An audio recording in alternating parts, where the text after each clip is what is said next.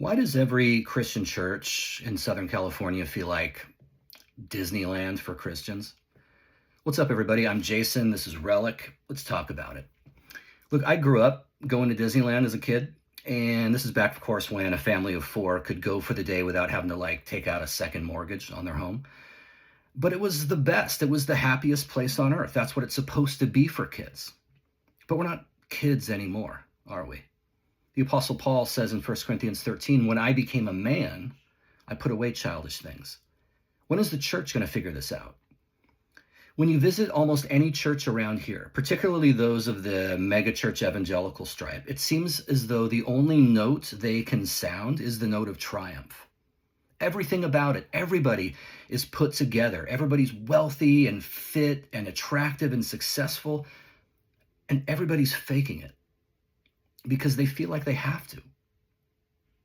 I remember reading John Calvin's commentary on the Psalms years ago, and he was talking about the Psalter, about this collection of songs and poems in the Old Testament. And he said, these are so particularly suited to Christian worship. These Psalms ought to be sung in Christian worship because they give expression to the entire spectrum of human emotion, the whole gamut of human feelings are given expression to in the Psalms, not just triumph, not just success and victory, but sadness, grief, melancholy, even anger.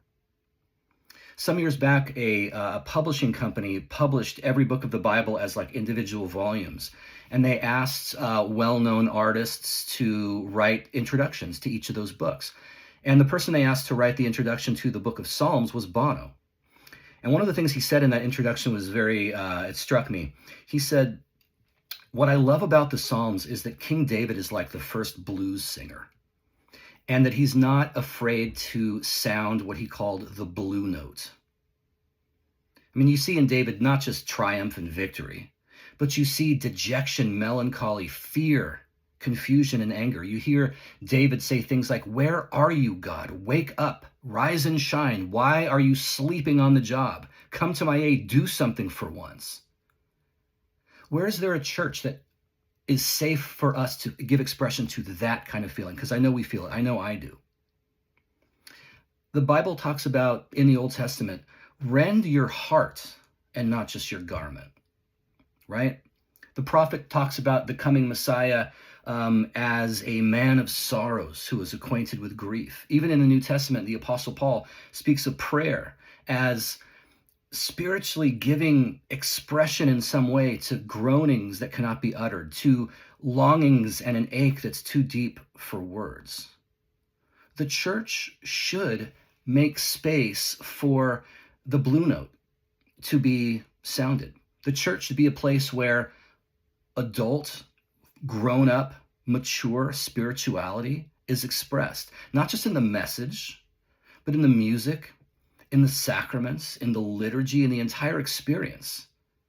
And I mentioned in my last video yesterday that, I've been exploring different church options. I found a couple great ones here in town, but, on the whole, in the main, it seems as though the only emotion that the church is comfortable letting out, at least on Sunday morning, is that of triumph and victory. But Paul says to the Corinthians, when I was among you, I was determined to know nothing except Jesus Christ and him crucified, right? I mean, what is Christianity but a grappling with, a wrestling with, a negotiation with the death of God, right? Is it just me? Shouldn't this be a thing, right? Does anybody know of a church like this? I'd love to go. Let me know. Let's have a conversation. Shoot me a DM, comment on this, like and subscribe. You can find me on Substack and on the internet and Facebook, Jason J. Stellman, Substack, Jason J. Stellman, TikTok, Relic 2024, and the YouTube channel is Relic 2024. I want to have conversations about this kind of thing. If there are people out there, especially local people, looking for something like this, I want to know who you are. I want to talk to you. So reach out and let's see what happens.